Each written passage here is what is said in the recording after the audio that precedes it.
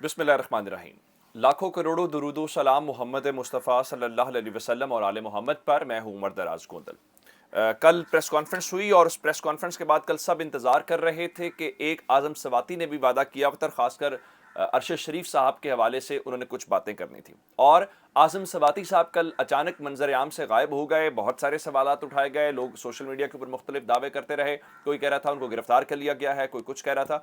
लेकिन अचानक से आज 11 बजे वो मंजर आम पे आते हैं और 11 बजे मंजर आम पे आने के बाद उन्होंने प्रेस कॉन्फ्रेंस की है। प्रेस कॉन्फ्रेंस में आज उन्होंने दो नाम बताए हैं और ये दोनों नाम जो हैं वो उनकी ज़बानी में आपको सुनवाऊंगा। उन्होंने किससे मुतालिक बात की है, क्या उन्होंने कहा है, ये बहुत इस सारी सूरत हाल के दौरान माहौल कशीदा होता हुआ नजर आ रहा है। उनका वादा ये था कि अरशद शरीफ साहब के जनाजे के बाद शाम 5 बजे तक वो दो नाम बताएंगे। अब उन्होंने अपने हवाले से भी दो नाम बताए हैं और ये बताया है कि ये उनके हवाले से जो उनकी गिरफ्तारी है उसके बाद की, फिर जजेस की बात की और जजेस से मुतालबा भी किया।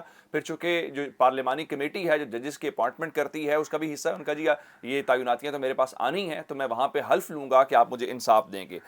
उसके बाद आप जानते हैं कि लॉन्ग मार्च है पाकिस्तान तहरीक इंसाफ का, तकरीबन शुरू हो चुका है। अभी खान साहब वहाँ नहीं पहुँचे, जब आप वीडियो देख रहे होंगे तो शायद पहुँच चुके हों।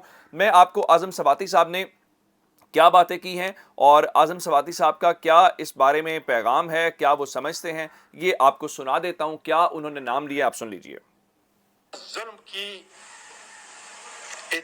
आला अदालती तहकीक की जाए और तवक्को करता हूं कि मेरे दो मुजरम मेजर जनरल फैसल और सेक्टर कमांडर फहीम को फौरी तौर पर एक पाकिस्तानी शहरी, एक पाकिस्तानी सीनियर पार्लियामेंटेरियन के साथ मावराए कानून, आईन और अदालत ज्यादती और कस्टोडियल टार्चर का मुदावा करने के लिए अपने ओहदे से फौरी हटाया जाए, ताकि अपने ओहदों की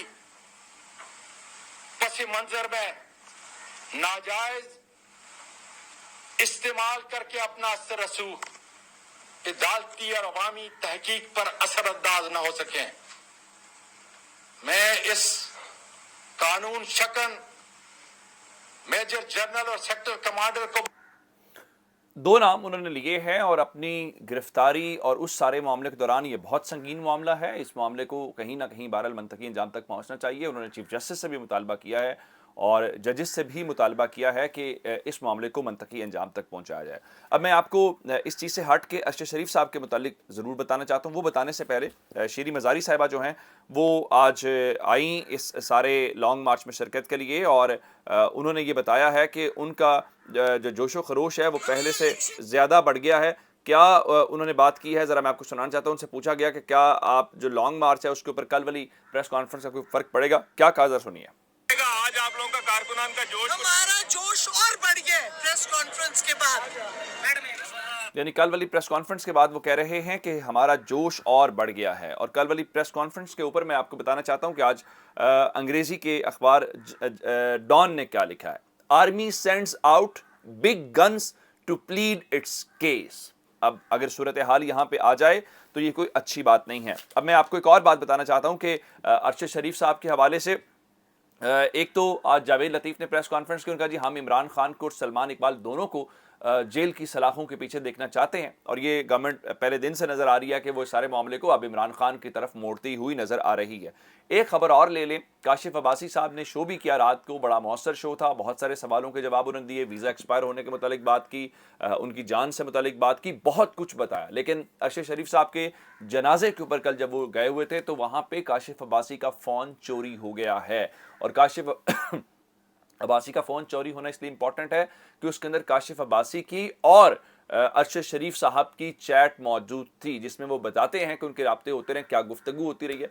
तो उनका फ़ोन चोरी हो जाना बड़ा मानी खेज है कि आखिर ऐसा क्या है कि अचानक से वो सारी चीज़ें हो रही हैं जो सारी की सारी कहीं ना कहीं अरशद शरीफ साहब के साथ लिंक होती हुई दिखाई दे रही हैं और हुकूमत बार बार कह रही है कि वो। मैं आपको एक बात और बताना चाहता हूँ ہمیں ذرا شاید اندازہ نہ ہوتا، لیکن حکومت کی جانب سے ایک استعفیٰ آیا ہے ڈیجیٹل میڈیا کے اوپر. جو فوکل پرسن ہے شہباز شریف کے، احمد جواد صاحب جو ہیں، انہوں نے استعفیٰ ان کے اوپر دیا ہے.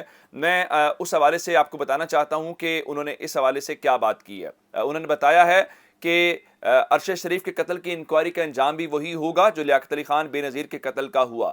یہاں سچ کو کفن پہنانے کے لیے کمیشن بنتے ہیں، ایک اور سچ کو کفن پہنانے کی تیاری شروع ہو گئی ہے، جبکہ حکمران کے طور پہ قیامت کے روز آپ کو جواب دینا پڑے گا.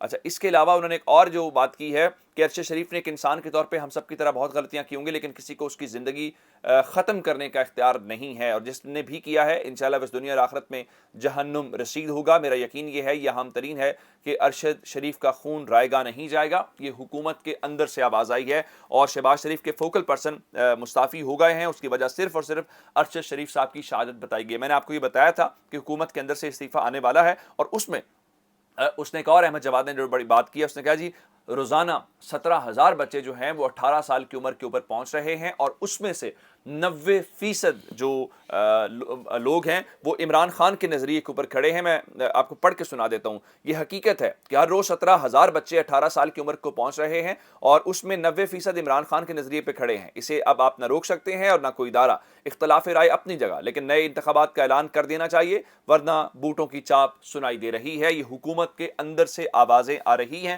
اب آپ کو اندازہ ہو جانا چاہیے صورتحال کیا. اور دوسری جانب کھیل کیا کھیلنے کی کوشش کی جا رہی ہے. کھیل یہ کھیلنے کی کوشش کی جا رہی ہے کہ خرم لغاری ایک MP ہے، اور پہلے بھی بہت بار استعمال ہوا. تو جس طرح فیصل واوڈا استعمال ہوا، بہت سارے کردار ان دنوں میں استعمال ہوں گے. تو خرم لغاری نے آج صبح سویرے یہ بیان دیا. اس نے کہا جی میرے ساتھ کچھ اور لوگ ہیں، علمدار قریشی ہے، عبدالحی دستی سمیت 5-6 لوگ ہیں PTI کے، ہم وہ لوگ چھوڑنے جا رہے ہیں. اچھا، فوری طور پہ ان میں سے جو 3 لوگ ہیں انہوں نے اس بات کی تردید کر دی. میں عبدالحی دستی صاحب کا بیان بھی آپ کو سنا دیتا ہوں. عبدالحی دستی صاحب کو میں تھوڑا سا جانتا ہوں. ان کا تعلق چودھری برادران سے بہت گہرا تعلق، چودھری پرویز الہی سے ان کے والد صاحب کا بڑا گہرا تعلق ہے. تو سوال ہی پیدا نہیں ہوتا وہ چودھری پرویز الہی کی حکومت گرانے کا حصہ بنے. عبدالحی دستی نے کیا کہا، ذرا سنیے.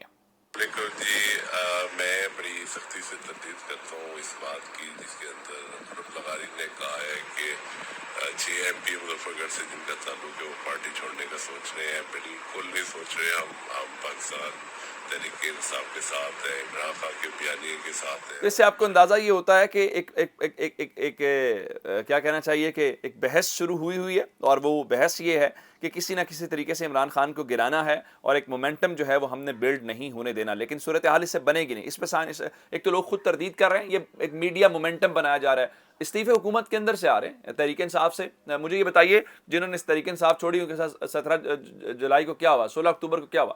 جب عمران خان اتنے مقبول ہو، گورنمنٹ کے اندر سے لوگ کہہ رہے ہوں کہ 90% جود عمران خان کے ساتھ کھڑی، کوئی عمران خان کو چھوڑنا چاہے گا. لیکن فواد چوری نے اس کا بڑا دلچسپ تبصرہ کیا، ذرا وہ سنیے. آپ سے تھوڑی دیر پہلے جو MPAs ہیں جن کے نام دیے گئے تھے، ان تینوں نے اپنی اسٹیٹمنٹ جاری کی ہے، اور انہوں نے کہا کہ سوال ہی پیدا نہیں ہوتا کہ ہم تحریک انصاف چھوڑیں. دیکھیں، پرسوں یہ کہا گیا کہ شیخ رشید صاحب جو ہیں وہ لانگ مارچ میں شریک نہیں ہوں گے. آج جو ہے وہ یہ کہہ دیا گیا کہ یہ MPA، یہ جس طرح سے حضرت عمر صاحب نے کہا ہے، یہ شرلیاں درمیان میں آتی رہیں گی. اس وقت PTI کو صرف ایک طبقہ چھوڑ سکتا ہے جس نے آگے سیاست نہیں کرنی، جس نے سیاسی خودکشی کرنی ہے وہ عمران خان کو چھوڑے گا. اس کے علاوہ کون چھوڑے گا؟ یا پھر ریٹ بہت ہائی ہوگا تو وہ تو پھر ایک علیحدہ بات ہے.